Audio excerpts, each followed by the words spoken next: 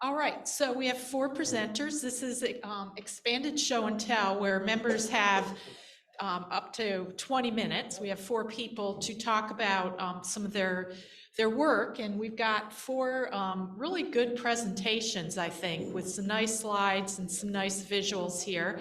We're going to kick off with Tom Rollins, and then we'll go to Ron Farris, Ron Lambert, and Jean Torrey. So I'll just let you come up one after the other just to keep the flow moving here and to give you all ample time to present. And I'll just raise my hand when you have 5 minutes left so that you know you've got 5 minutes to go. So here you go, Ron. Oh, you're okay. I think I'm good. Tom. I'm going to talk about 2 different things. I'll try and fit it in the 20 minutes. I think I can get it in easy. The first thing is this table that I had at last fall's Howard County Woodworking Show.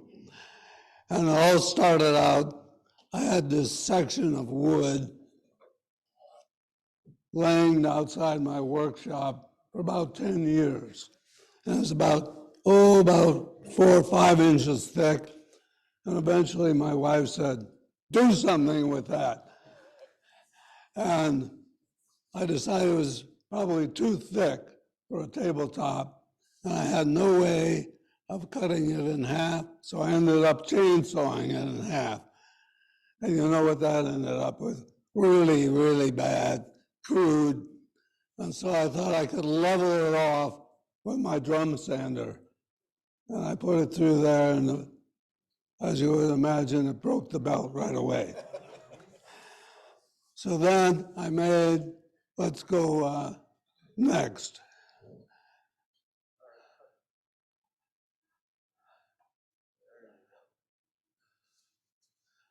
I made this leveling jig where you use your router to level off the surface of a board. And I'm pretty sure this is hickory because it is tough. And over the years, I've noticed that the bark is so solid, I didn't have to Richard Winchester it or whatever. He didn't take all the bark. It was solid. So I just left it on there.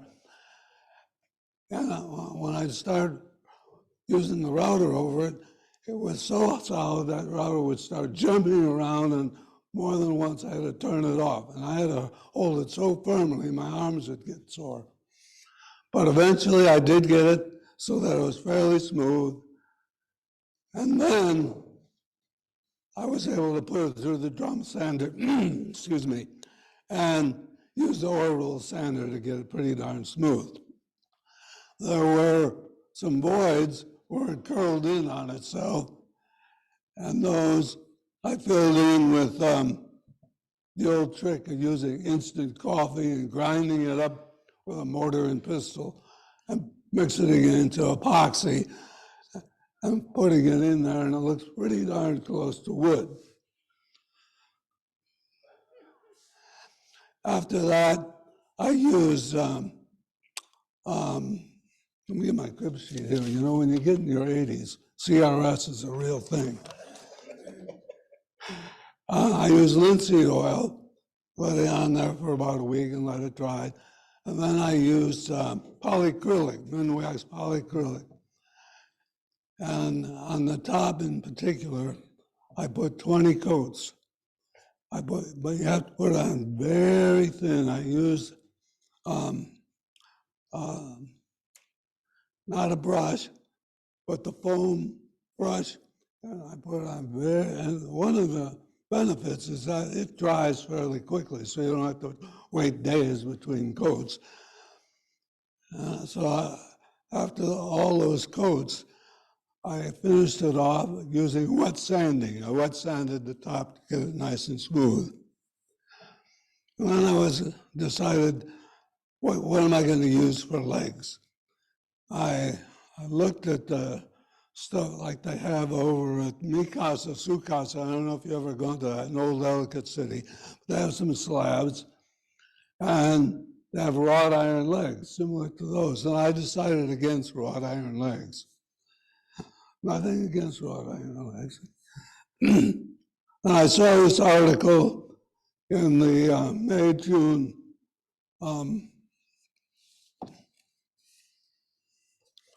article in Fine Woodworking of a floating top side table. And it was for a round top table. And I thought maybe I could adapt it to this kidney shape that this top had. And so that's what I did. Maybe we can go to the next now.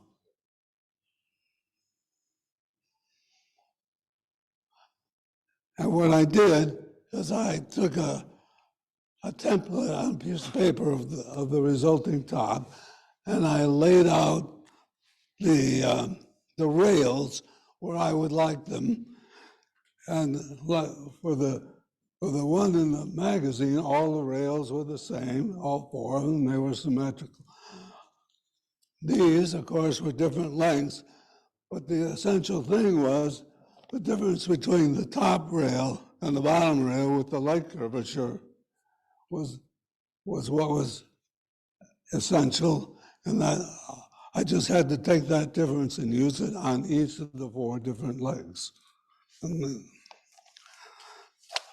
next, this was the template that was in the article. Hopefully I'm not disobeying any copyright problems by showing it up here. And so I made a template out of fiberboard and used it to cut out each of the legs. And I smooth it off nicely, and then cut them out, of course, on the bandsaw. And then the design calls for a domino cutter to join the legs to the rails. Well, domino cutters cost about $1,100. So I decided I think I could do the same with dowels. And so I bought a self-centering, I think there was something showing that as well, self-centering dowel jig and a little bucket of dowels for about $50 from Amazon, and use those instead. And because the legs are tapered, I had to have different size dowels at the top and the bottom. But the placement of the dowels were well shown in the article at the spot where the domino would go. So I did all of the dowel holes, and then I tapered the legs using my joiner. That's sort of a common technique you can use on your joiner to taper the leg. It's well advertised on the internet. And then I glued it all together, and I used, as somebody brought back to my mind, the fellow we had, Tom McLaughlin, talked about making beautiful legs. I use a spoke shave to trim the outer sides of the legs to make them beautiful. So that's about all I have on this. As I mentioned, my wife doesn't like it because it's a little unique, but I like it because it is unique. She puts a lot of knick-knack and tchotchkes on it so that it doesn't show as well. So how are we doing time-wise? Any questions before I go on to the next one? Okay, so if you had it all over to do again, you had that piece of wood on the top, and it was this thick, let's say, would you still use a chainsaw? Well, unless I could find a bandsaw that would take it, I would use the bandsaw. But what I did find is that they now sell attachments to your angle grinder that you can carve wood with. In other words, it's a device. I think you might even take off the guard, and you can probably get the wood down without using the the You would level. have to get into the center and pick something else up. What was that? You have to do something to the center because your angle grinder is only going to go this much around the circumference. You have that middle spot. Well, you could, I would use it before the leveling jig to take the high spots down from the chainsawing and then the leveling jig. And then the leveling jig probably wouldn't have been quite as much of a struggle. Okay, any questions, other questions on that? We can take one more question and then we'll have to move along here. Since your legs are curved, how many sides did you taper? 1, 2, 3, or 4? Just two outside. The outside. Thanks. All right, well, Tom, you have about 5 minutes left, so do you want to cover Okay. the cutting Well, board? the other thing I was going to talk about, I've been making these probably a dozen, maybe more years, these cheese boards. This is something the wife really likes. And why it has a little magnet in, hold the spreader. Why it has a drip groove, I don't know, because most cheeses don't need a drip. And I actually stole this idea. There was my wife made me go to a craft place on Route 1 down, and we came across this fellow that had these for sale. And I said, I could make those, and I took a picture of it. And if I'd have been smart, I'd have bought it, but I didn't buy it because I was too cheap. So then I had to come up with a template to make these. And I couldn't come up with one until finally I made one side, flipped it over, and used that side as the guide for the other side. And I eventually got a symmetrical template. And so you have to come up with leftovers from other projects and come up with something that looks nice. Glue them all together. Use the template, cut them out on your bandsaw, and then use your router, your trim router, or your router with trim. I used to have a lot of trouble because the trim bit would catch it when you would go against the grain. Occasionally I'd grab the thing out of my hand, throw it across the room. But once they came up with these spiral cut carbide trim bits, that eliminated all that problem. There's no more catching, and it works out fine. So then I came up with a little jig. You can put the semi-finished.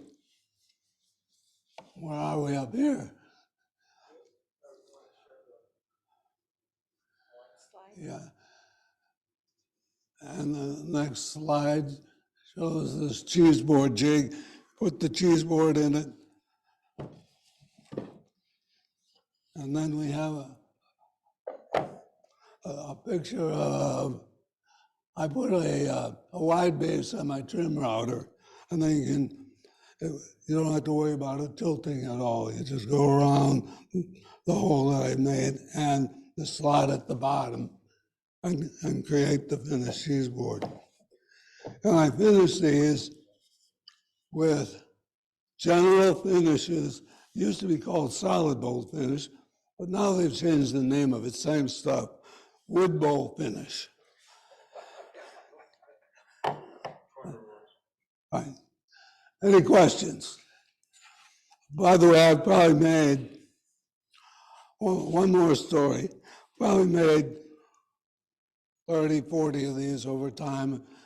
And I don't feel too bad about stealing the design because I never sold them. They were just gifted. Yeah.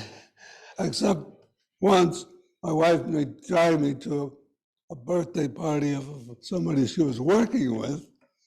And I've told this story before, but it's worth repeating, that her husband worked for a commercial carpentry place, did high-end stuff like Cal Ripken's kitchen.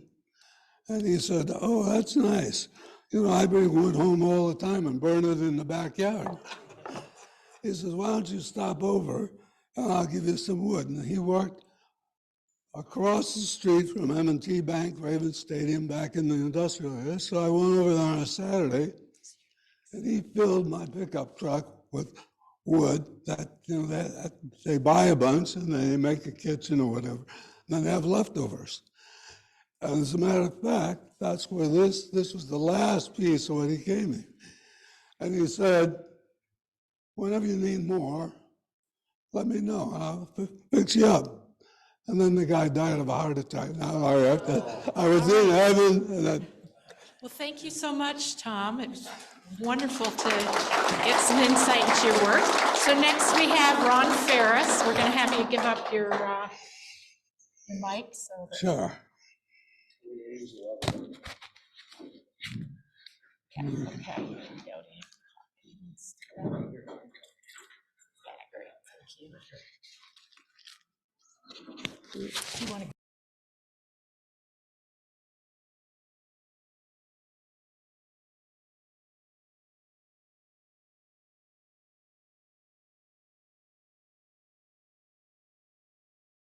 Oh, can you hear me? Can you hear me now? Okay, my name is Ron Farris, and we're going to talk a little bit different. I am going to talk about a project towards the end, but what I'm going to talk about now is sort of the next step in my woodworking hobby in going from having my own shop and my own house to moving to a retirement community and using the shop there and some of the experiences I've had in doing that. So as part of the background, my wife and I moved to a place called Fairhaven. It's a continuing care retirement community. CCRC, just rolls right off the tongue.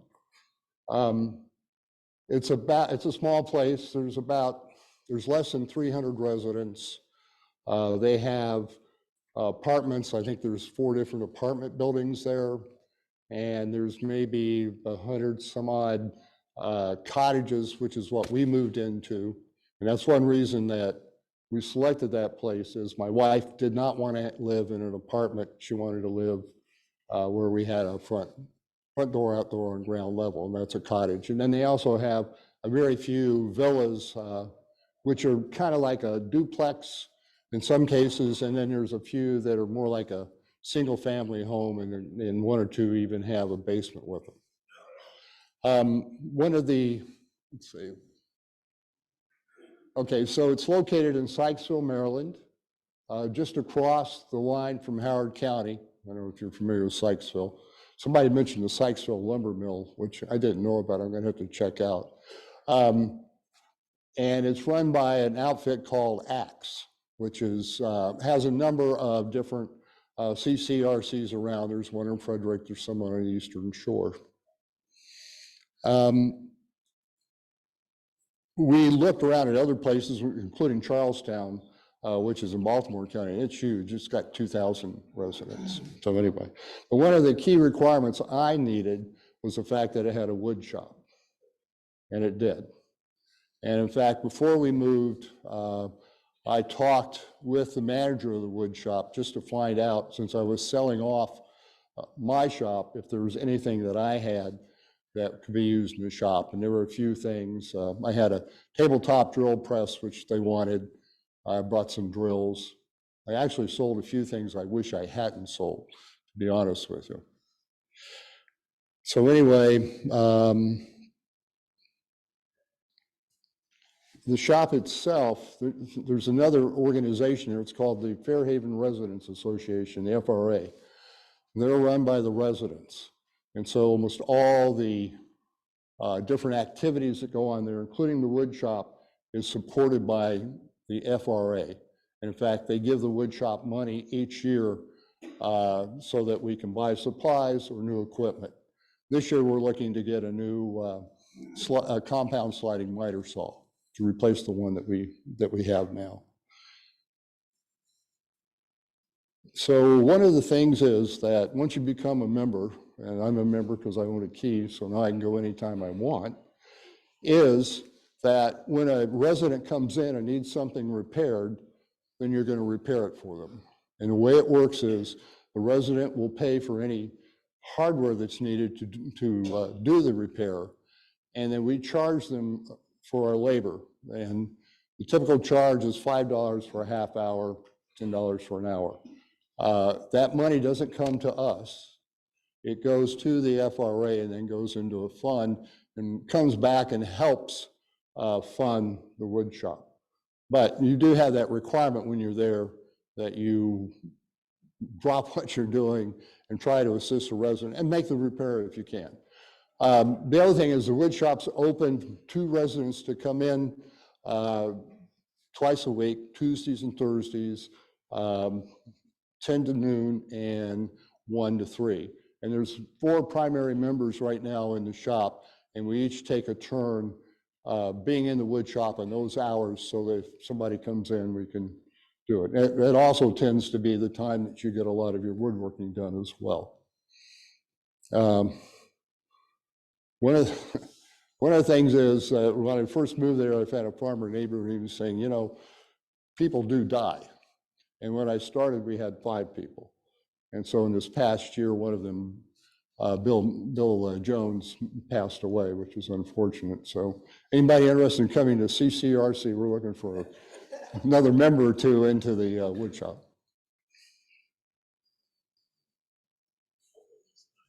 Okay, this is a picture of the wood shop. Let me come over here so I can see what. Okay, so on the left-hand side there, that's just looking, we have a stairway that leads down, looking out and looking at the shop. I asked Hubert Hubert Hohen, who's the shop manager, if he knew how big it was. He didn't know. And of course, I didn't try to measure it. But if you look, we've got all sorts of equipment. We do have a lathe. Hubert uses lathes. He does some really fine lathe work. We have a table saw.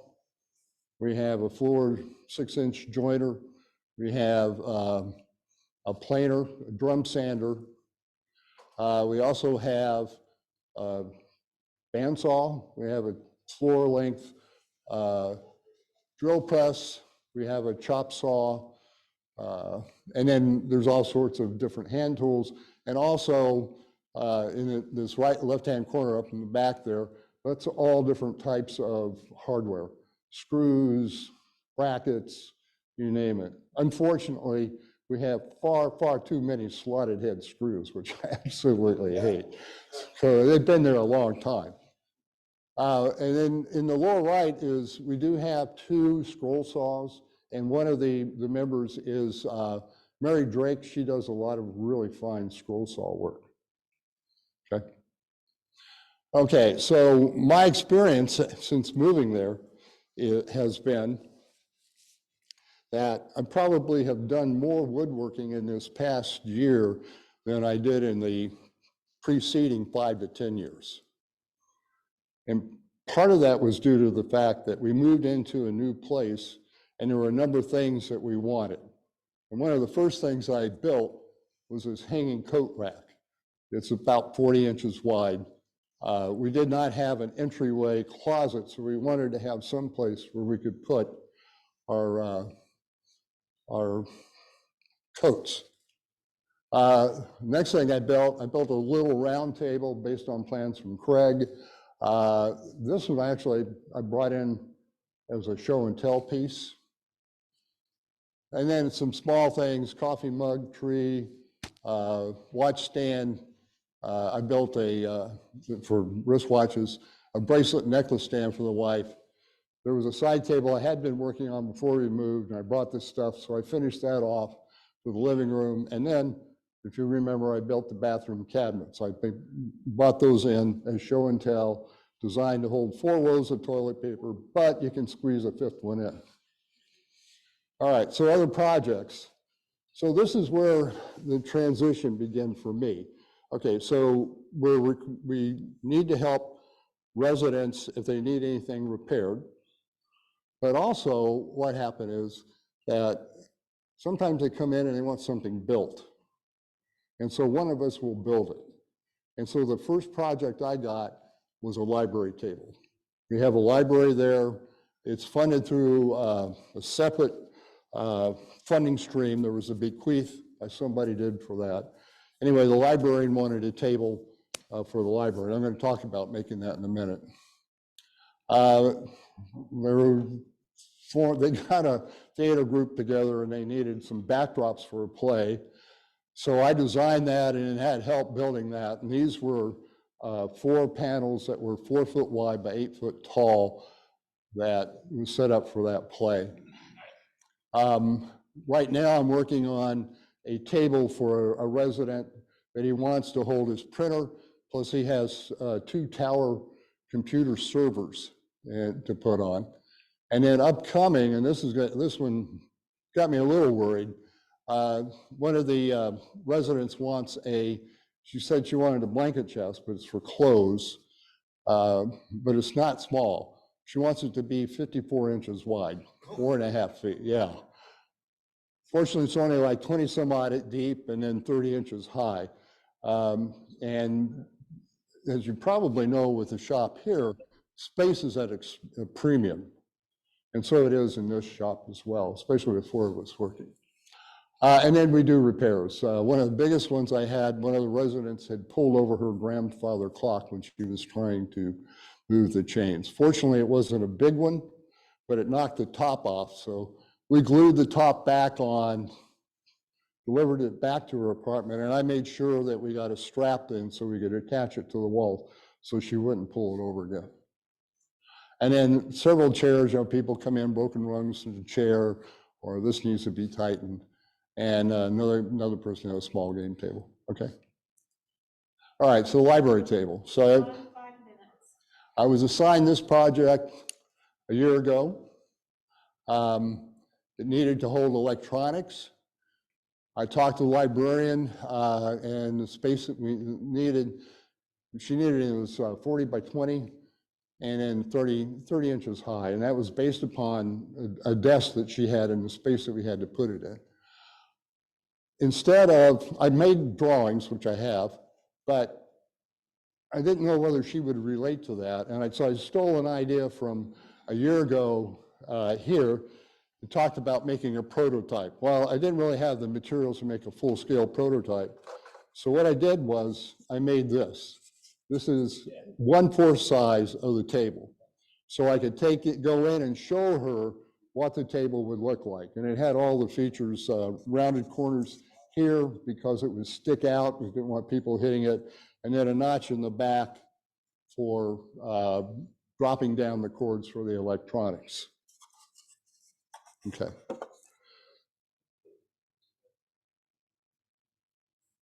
Go back one, just real quick. I want to make sure. Okay.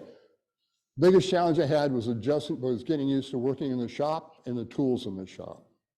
And one of my big regrets is I sold my biscuit joiner when I was cleaning out my shop, and I should never have done that. I wanted to keep it, but because they had one, but it was a Ryobi, and quite honestly, it was a piece of crap. Couldn't cut a straight biscuit to save it. We now have a DeWalt, which is much better, but I didn't have it at that time. So what I had to do was to put the hardwood edge to a plywood top. I used pocket screws. And also there was a dado set. It was tough getting things in and off getting used to getting them off the thing. And then we have a shared space. Okay, now, so this is the table. In the left-hand side, you're seeing it as in raw wood sitting there. And then I started staining it. I stained it with Minwax English chestnut. And let's see, this must be the part of the top here on the right. Yeah, that's the top on the right-hand side. Okay. And there's the finished table. Now what I did was I cut dados and rabbits. So I had a top part and then the shelf, which she wanted. And then there's a stretcher that goes across, and I joined that using Miller dowels. Okay, and then there's the table we were supposed to take pictures of ourselves when we completed a project. And so there I am with the table and space. So summary, you gotta allow yourself time to adjust to new tools, new space, what you're doing there. Space for building is an issue. And right now, this is our main construction table, which is maybe about 10 feet by 3 feet, maybe a little bit wider. And we got 3 projects on there right now. This is, the nearest one is the computer table I'm building for another resident. The big cabinet there is something that Hubert is making for the director of Fairhaven, the ACTS director. That's going to be used to have glass and then used as a display for things that we've done. And he's also a turner, and so in front of there, he's got little circles of different colored wood that he's going to put together to make a bowl. The other thing I really had to adjust to was building for others, because up until this time, I built mainly for family, myself or my family. But now you had to put together plans and do a cost estimate, which I never, hadn't fully worried about before, but you have to go through cost. Like building the table for the resident, I have to put in an estimate of how much my time will be, because he'll have to pay for my time to the FRA. And then you also allow for repair interruptions, because when they come in, you're supposed to stop what you're doing there and take care of the resident who has a repair. And so that's the table in place as it's being used today. Any questions? Okay. Thank you.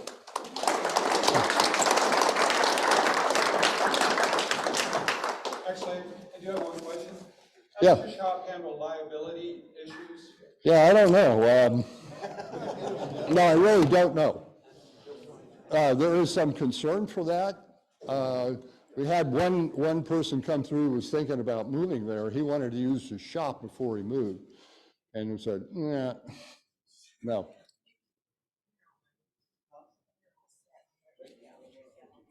All right. Well, thank you so much, Ron. It was interesting insight into making this transition.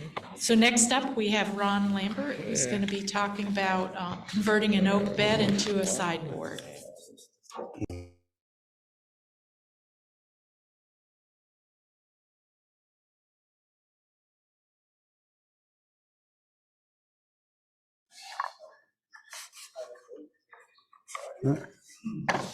Okay, I'm only going to have enough time to give you a quick run through on what this project is.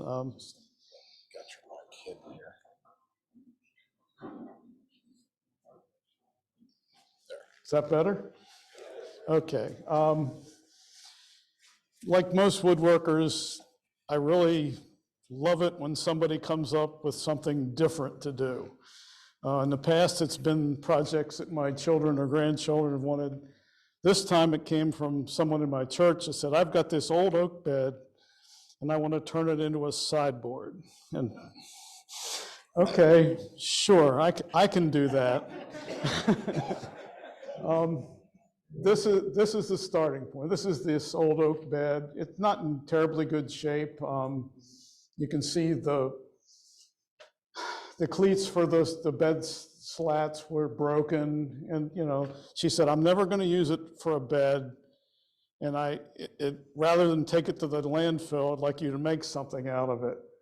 So the one really, I think, distinctive feature of this is the top of the headboard with a beautiful carved work.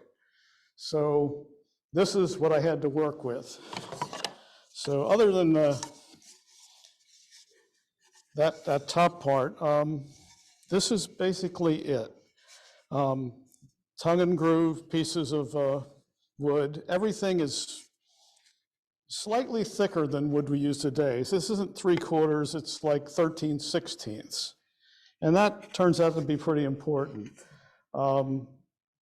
Solid oak flat panels. This is not 1/4 inch, it's like closer to 5/16. I'll pass a couple of these around so you can just look at, this is where I started. And you'll notice like inside this tongue and groove, there's all this lint, dirt, 100 years worth of lint and dirt. So this is my main component that I'm building from. Where were we? Give me the second slide. So my starting point, I just went to the internet and I looked up specifically Amish built sideboards, and there's like, it's all over the place. Some of them have drawers, shelves, doors. Some of them are tall, some of them are short, but it gave me ideas. So from there, the next thing I did, I disassembled the thing to really, and you'll notice on those pieces of wood I passed around, there's like pieces of painter's tape with numbers on them. I cataloged every single piece on this to figure out just what I had to work with. Disassembly, well, I did a little tapping with a rubber mallet and I was able to just pull it apart with my bare hands. That's the only thing holding it together. Everything was, there were no nails in this. So, I was able to do it without destructively, not ruining anything. So I've got the panels and the frame members. Same thing with the headboard. Now, the top piece of the headboard was nailed on, so that was the only thing I had to take nails off.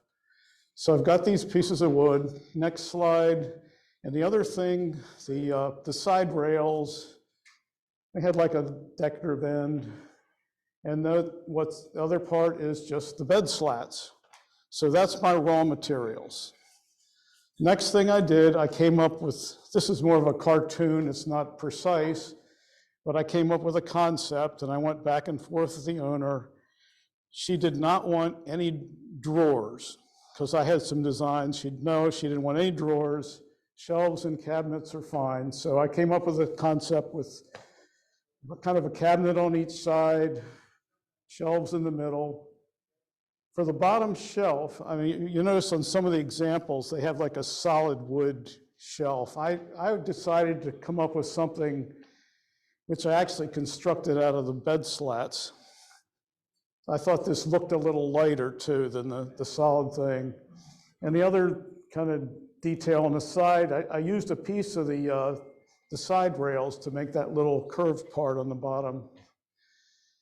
And for the rest of it, I mean, it's flat panels, and there was plenty of material for the flat panels. So I came up with this, and this is what I gave to the owner. And the main thing was I wasn't going to cut one piece of wood until she said this is okay to do, because it's irreversible once you start sawing the pieces up.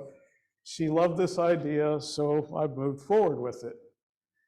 Then I developed some more. I have lots of drawings, but this is just a flavor of it. I came up with the working drawings of what, this is like a front view and an end view. It's all mortise and tenon construction.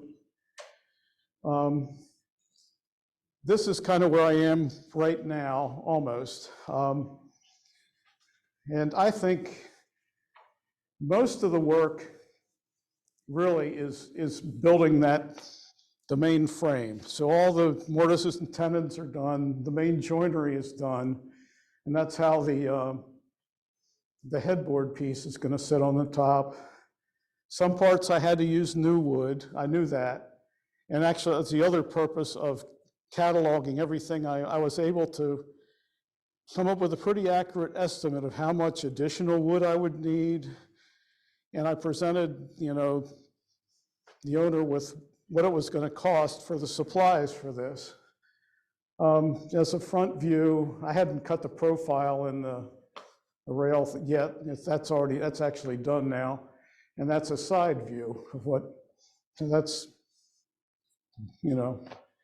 the top, I used quarter sawn lumber. I decided to splurge a little bit. So that was the one, probably the biggest part of new lumber I had to buy. Next. Like I said, this is a work in progress, so I was going to show you where I am right now. I have built the back panels, because once you build the frame, it's a matter of filling in the panels for all these, the sides, the front, the back. The top panels are just reusing where I could. I didn't have quite enough of it, so I had to fabricate a couple of new pieces. Those panels were going to fit in the back frame. And the bottom panels,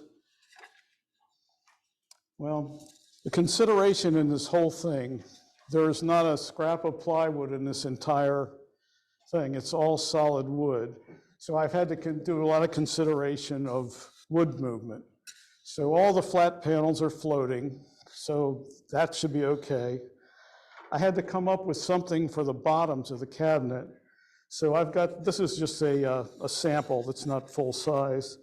This is what I came up for the cabinet bottoms. I just has it's a raised panel. So it will also float in the grooves. So in that one last picture, that had those will fit in the bottoms of each section of the cabinet. You can pass that around if you want. I can't get into too much on construction with the time we have here. The other thing, building that lower shelf was a challenge.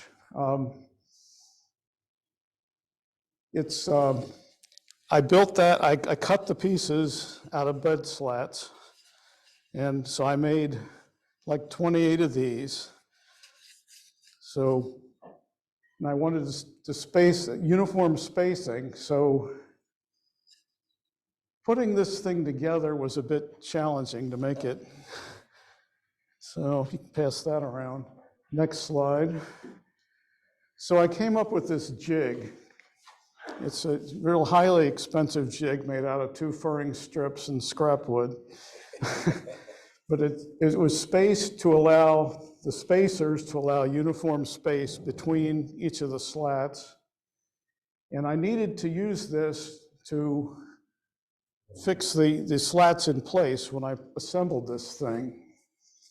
And the center diagram is what I had to do, what I did. What I ended up doing, I had a lot of different ideas. And when I finally settled on, there's more than one way to do this, I was worried about wood movement. I was worried about getting uniform spacing. So I ended up using this jig. And what I did, each one of these little slats is doweled in place in each end. So there's like 56 of those dowels. So I worked from one end to the other, doing several slats at a time. I just point out that little jig is the same jig that Tim Rollins used. I just love that doweling jig. That works very good. I had to put a little side piece in there to center it exactly where I want it. And that worked very well. And when you're done, I use my flush cut saw and trim off the ends of all the dowels. I decided to put the dowels through from the bottom because I thought it'd be too much to put it on the top and have it all showing. I mean, maybe it would have been all right. It was just a decision. So I sawed those off. And what do I have left to do? The main things I have, there are 2 panels I didn't show. They're kind of the insides of the cabinets in the center. I have those to make. The cabinet doors, they're all similar construction. They're made out of those flat panels and the frame members. I'm going to put adjustable shelves in the center and inside of each cabinet. What I've decided to do with those, I'm going to kind of an important theme of this is to try and reuse as much of the old bed frame as possible. So I'm going to make that out of what's left of the bed slats and other frame members. And I think I'm going to put a breadboard on each side. So I have those 3 shelves to make. I need to, and as you can see, I've already done this partially as I go. I still need to, dry fit the entire assembly before I go into the end. And Then I need to meet with the owner again to make these final design decisions. And I think the finishing on this is going to be very challenging and time consuming, but stain selection, what kind of knobs and hinges we're going to use on the doors. There's different options. I didn't finish the edge of the top yet. There's different things. You could do a chamfer, you could do other just rounding, you could do a lot of, but I want to let the owner weigh in on what kind of edge they want on that. And then final finishing and assembly. Well, that was my last slide, so. So anyway, that's what I got myself into. And I would love to come back when I'm finished, and I could spend an hour talking about what step by step what I had to do to do this thing. Are you planning to take down the original wood to finish and then to come up with an original color for everything? Or are you going to try to match the new wood to the existing? Well, a lot of that's going to be up to the owner, what they want, and it will be hard to make the new wood look like the old wood, even after I've stripped off the old finish. Yeah. Yeah. We can take maybe one more, that's it? Right here. Okay, I think you've had a question, or both of you.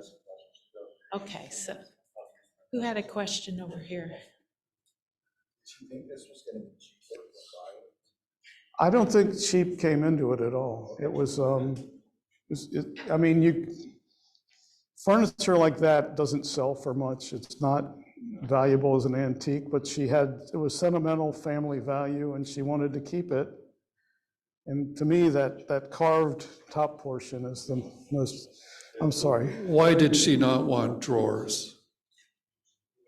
I don't know. That was her opinion. So, I don't know.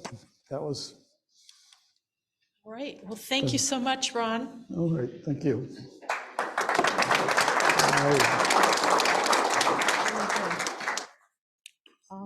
All right, so next we have, we have to get your mic from you, Ron. So next we have Jean here, who actually gets some woodworking done, I guess, his responsibilities for the guild. And he has a turning project he's going to share with us. Do you need any help getting things on the table, or? I will eventually. Okay. Well, lots of manpower here, so.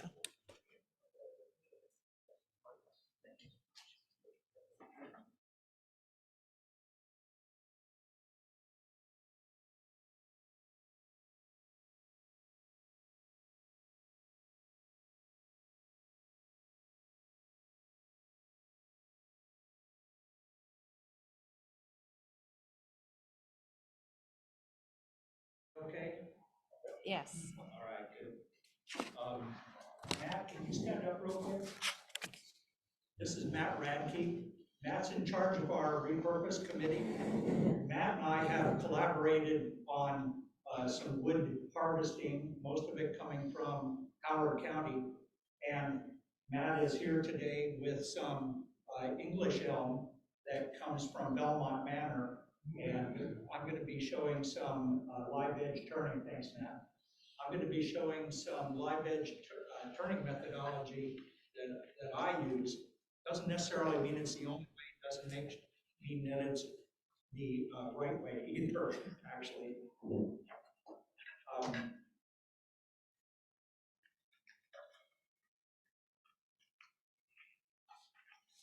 I have some handouts, and if you can come up and help me for a second.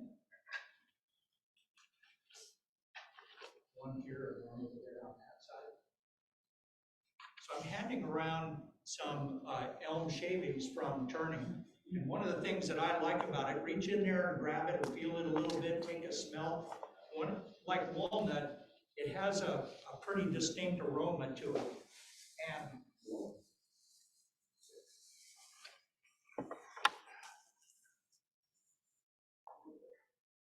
okay, the bag won't break. So from a rough piece like what you see in the back of the room, this came from a crotch. This is what I start out with after I've rounded off the edges. And I put a circle template over the squared cut or whatever the raw chainsaw cut is.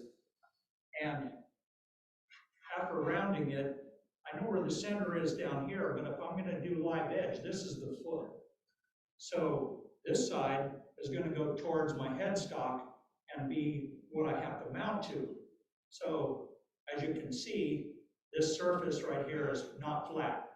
So if I just bolt something to that, the faceplate is going to give me a different shape than I'm looking for. So that's kind of the idea, is how do I find the center? So you don't have to jump back and forth between the PDF deck and where I am in my presentation. So I'm using a Lazy Susan, and I identify the position of the Lazy Susan underneath here using a scientific methodology, my fingertips. and I'm figuring out where it's roughly spaced about where I want it, and underneath, finding the middle. And then a tool that I'll have will be my ice pick or a center punch, and you just spin the thing around and hold it here, and you'll see where the center is within maybe 1/4 of an inch, and that's close enough. So the next slide on the deck should be showing some of my tools that I use.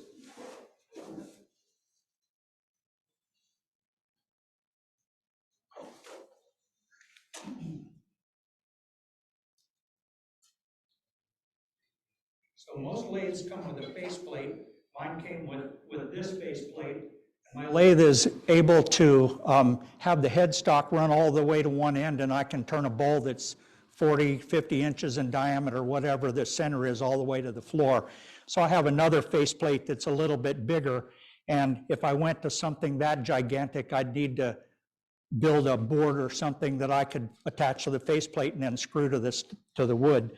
Now, with a live edge surface like this, part of the challenge then is to get a flat surface to bolt your faceplate to, and for that I bought it's a cheapy Forstner bit, but it's big enough that it makes a socket in the surface this size.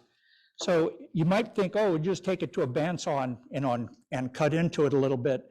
The problem with trying to do it that way is that you're going to end up going all the way over to the edge, and you'll create a machine surface that is going to make your live edge bowl not really a live edge bowl. So having your Forstner bit and finding the center and creating a pocket, drill all the way down to good, it's usually cambium layer wood. You can put one screw in a bark layer, and typically you've got an irregular surface, so you do have to go down fairly deep, and in this case I did. So yeah. In the next slide after this one, you'll see that I should use my pointer. Oh. Somebody left a blue coupon up here. I don't know whose it is, but if you're missing one, here it is. So you can see right here is the end of my headstock, and there's my end of the bark area. And I put a pillow block in here underneath the faceplate in order to get it spaced out far enough. So of course I had to use longer screws and so forth. So it does take a little bit of engineering and wiggling around to get it that way. Oh, you might notice that I've got my work in a plastic bag. First thing, elm is really good for that. I have pieces of elm that we cut in 2015 that were in a plastic bag until 2020. No mold, the wood is perfectly fine. English elm in particular is really good in the water, and in fact the English elm and American elm to a degree is used in shipbuilding. And if you want to see a boat that was made that way, it's probably done now, down in St. Michael's at the, I forget the proper name for it, but that shipbuilding facility that's down there. I watched them take probably an 80-foot plank that they harvested in Virginia, brought over, and they milled it on site, and were putting this, it was like 2.5 inches thick and 60 feet long or so, and they were screwing it to the side of the boat. So here, I don't know if you can get a close-up on that. You'll see that there's water on it. So with elm and with wet wood, I like to turn it wet because it's less dusty. And it also cuts a lot easier. But with elm in particular, it's what I call a live wood, and it likes to move as it dries out. So if I'm not done turning it, even if it's on my lathe, I take it off my metal work and I put it in a plastic bag, and that's where it stays until I'm ready for it to start drying. The other thing that I do is I turn it down to the thickness that I want it to be. And if you turn it down to 3/8 of an inch or so or less, as it dries, you probably don't have to worry too much about it cracking. If the pith hole is in your piece, it'll probably crack there.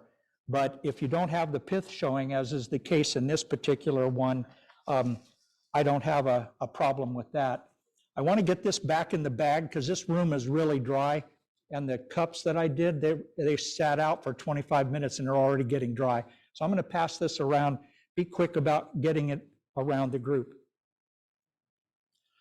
So with this piece, the outside is sanded to 220, and I did that while it's wet, and I've had good success. Of course, my sanding discs get messed up, as you can see, but this is just one cycle through, all the way up to 220. The inside is not sanded.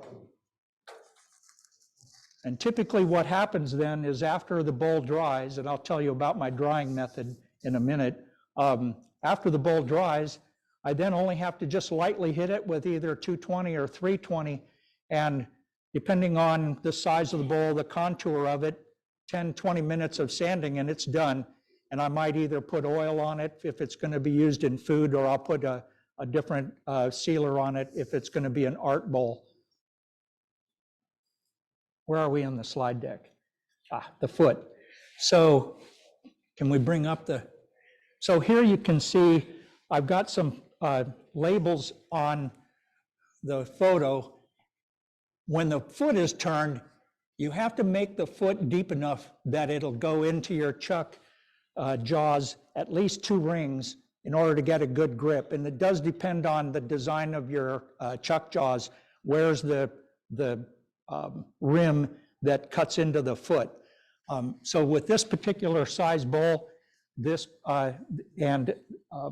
this amount of thickness, I have found that it works pretty well. In the next slide, you'll see that I'm stabilizing the bowl. Can you? So here you can see that I've got a live center on the tailstock to stabilize the workpiece. And in the next, you can see the borehole in this slide. You can see that I start in the middle and I start pulling out, and I use a regular bowl gouge, and it depends on the size and weight of it. I have a 1-inch diameter bowl gouge. That's for, I call it Big Bertha. It's for making hard cuts. And then I have a 3/8 bowl gouge with a nice fingernail. Is that the right name for that sharpening method, fingernail cut or grind?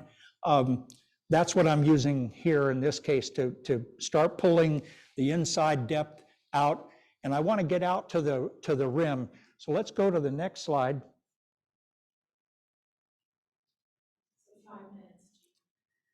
You can see I'm working my way out, and I'm using various tool rests to try to get as close as I can. But remember, I've got like a sine wave rim on the bowl, so you've got to get your tool rest inside that varying edge. In the next slide, you can see I'm moving in there a little bit closer and tighter with the round tool, and Now that the bowl is spinning reasonably balanced, now I can start moving the tailstock back. And as long as I don't take too hard of a cut, I hold the chisel in the proper way that it doesn't grab or bite in, and then everything should stay in place. In the next slide, you can see some distortion there. Up in here, you can see kind of a ghosty image like. So you can literally see through the edge of the bowl. So I get right down on top of it. I have a full face mask on and a lot of my leather apron and so forth in case chips fly. I don't want to get hurt. But I get right down on top of it, and I'll literally look this way through the side of the bowl at my chisel as it's following the inside edge there.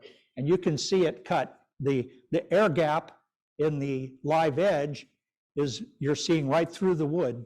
So it's kind of cool the way that works. There's another shot. There's 2 more slides left. They just demonstrate the appearance of the inside. So we're almost out of time. If you have any questions about the process further, on the website, I have the methodology a little bit more well-defined in stepwise sequence. There's this, and this slide deck is posted in today's meeting, and probably by the end of the weekend, I'll have the video processed and a link to the other post that I have that outlines step by step more detail on how to get set up for a live edge bowl. Any questions?